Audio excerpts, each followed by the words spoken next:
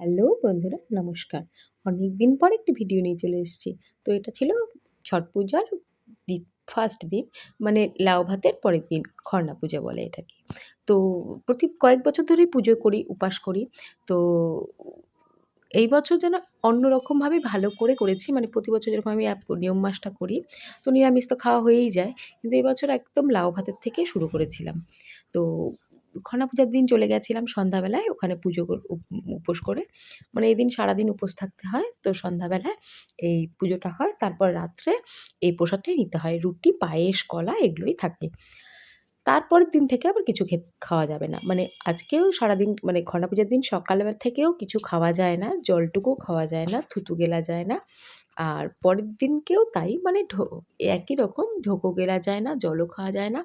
স্নান করে পরের দিনকে ভোরবেলা পুজো করে তারপর খেতে হয়। তো আমি পুরো ভিডিওটা আলাদা, আলাদা না করে একসাথে পুরো ভিডিওটা একসাথে করেছি। কারণ সময়ও পাই না আর শরীরটাও ভালো না। সত্যি কথা, ভীষণ শরীর খারাপ যাচ্ছে। প্রচুর ভিডিও করে রেখেছি, কালী পুজোর ভিডিও করে রেখেছি, ভাইফোঁটার ভিডিও করে রেখেছি, কিছুই আর ছাড়তে পারি না ঠিক করে। ওই ছোটো, ছোটো করে একটু ছেড়ে দিই। তো দেখো পুজো শেষ, এখন সবাই যাবে। এরপর চলে গেছিলাম বাজারে। কারণ কিছু টুকটাক, টুকটাক বাজারও করার থাকে তো। তো সেই বাজারটার জন্য বাজার করতে চলে গেছিলাম। ফিরতে, ফিরতে অনেকটা রাত্রি হয়ে গেছিলো, সেজন্য ভিডিওগুলো ছাড়া হয়নি। তো যাই হোক, এই ভিডিওগুলো ভাবলাম একবারে পুজোটা কমপ্লিট করে তারপরেই ছাড়ি।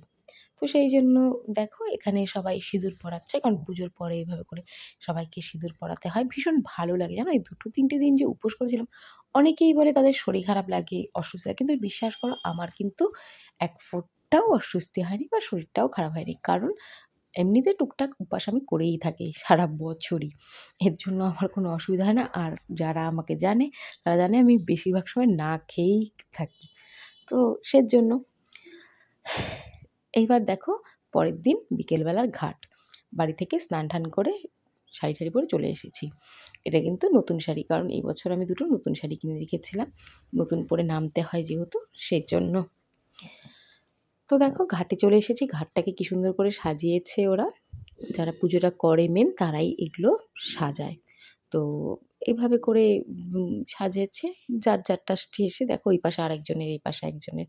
তো এখন সবাই ওই আমডাল দিয়ে দাঁতন করে, মানে দাঁতন মেজে জলে নামবে। নেমে ডুব দিয়ে স্নান করে তারপর কিন্তু জলে দাঁড়িয়ে থেকে সূর্য দেবতা বা ছট মাইয়ার আরাধনা করতে হবে যতক্ষণ না সূর্যদেব ডুবে যায় ততক্ষণ। তো সেজন্য আমরাও সবাই জলে দাঁড়িয়েছিলাম। মাঝ জলে ভীষণ জল ছিল জানো, স্রোত কাকে বলে! আর জল এত পলি, কিছুদিন আগে আমাদের কোচবিহারে ভীষণ বৃষ্টি হয়েছিল। আর এর জন্য জলের পলিটা ভীষণ বেড়ে গেছে। আর জলও বেড়ে গেছে জন্য এই বছরে জলটা অস্বাভাবিকভাবে ছিল। কারণ প্রতি বছর আমাদের প্রায় হাফ জলে দাঁড়ানো হয়, কিন্তু এবছর যেন অনেকটা জল। এটা কিন্তু একদম পাড়ের সামনে দাঁড়িয়ে আছি বলে এইটুকু জল মনে হচ্ছে। কিন্তু মাঝখানটায় ওই বাসটার ওই পাড়টাতে ভীষণ জল, ভীষণ জল, মানে প্রায় গলা পর্যন্তই বলা যায় হয়তোবা। কারণ ভোরবেলা গেছিলাম তখন দেখেছি।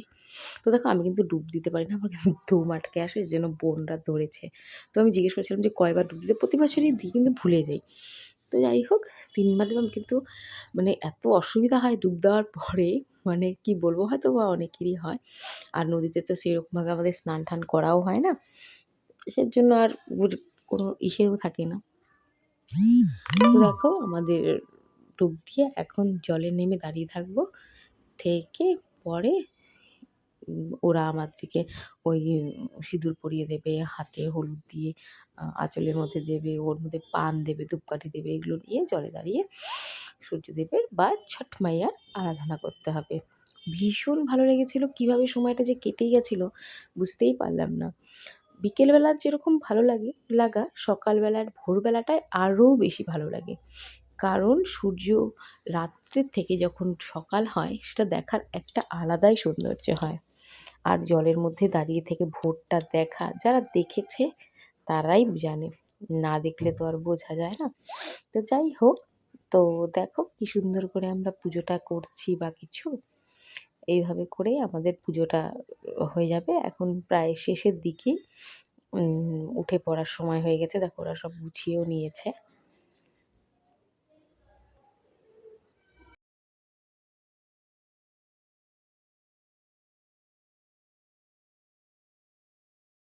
এটা হলো ভোরবেলা। তো দেখো রাত্রি প্রায় এখন ৩টে ৩:৩০ বাজে। আমরা কিন্তু চলে এসেছি। এই যে আমার ছেলে, সে এবছর আসবেই। মেয়েও এসছে সাথে। তো বাড়ির থেকে রেডি হয়ে বোনদেরকে নিয়ে বাবা আমাদেরকে গিয়ে নিয়ে এসেছিলো। বাড়ি থেকে গিয়ে চলে এসেছি বাড়িতে। ওরা রেডি হলো, রেডি ফেডি হয়ে আমি কিন্তু রাত ২টোর সময় বাড়ি চলে গেছিলাম। ওরা দেরি করেছে বলে এত ৩:৩০ বাজলো। দেখো আমরা যেখানে মানে ঘাটে যেখানে এসেছি, তো ওরা এখনো এসে পৌঁছয়নি। আমরা আগেই এসে এখানে বসে পড়েছিলাম পেপার টেপার পেতে। কারণ অনেকটা টাইম তো, ভোরবেলা হবে, এগুলো গোছাবে। তারপরে সবাই মিলে জলে নামা। দেখো আমরা এখানে সবাই মিলে বসে গল্প করছিলাম। ভীষণ মজা লাগছিল। যত কম করা যায় সেদিকে সচেষ্ট থাকুন। প্লাস্টিকের থালা, গ্লাস, ক্যারি ব্যাগ ইত্যাদি বর্জন করুন। চলুন বাজার করতে যাওয়ার সময় বাড়ি থেকে ব্যাগ নিয়ে যাই, তাহলে প্লাস্টিকের ক্যারি ব্যাগের ব্যবহার অনেকটাই কমবে।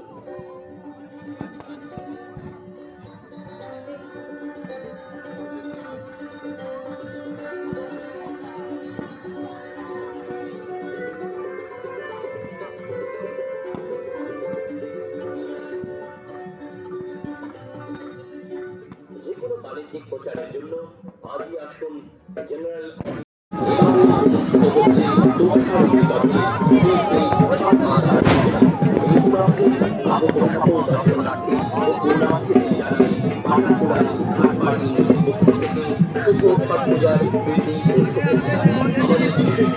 সহযোগিতা করছেন বাবু ডেকোরেটার। ছোট ছোট বাচ্চাদের বেশি জলে নামতে দেবেন। আপনারাও নিজে বেশি জলে যাবেন না। নদীতে জলের প্রবল স্রোত রয়েছে। দুর্ঘটনা থেকে সাবধান থাকুন।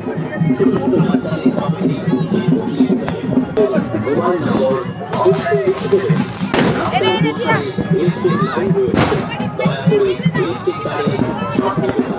নদীপথে কাঠের ব্রিজ দুর্বল রয়েছে। ব্রিজ ঠিকভাবে ব্রিজ অতিক্রম করুন। এতটুকু আশা করেন আপনারা ঘাটপাড় লিমিটেড।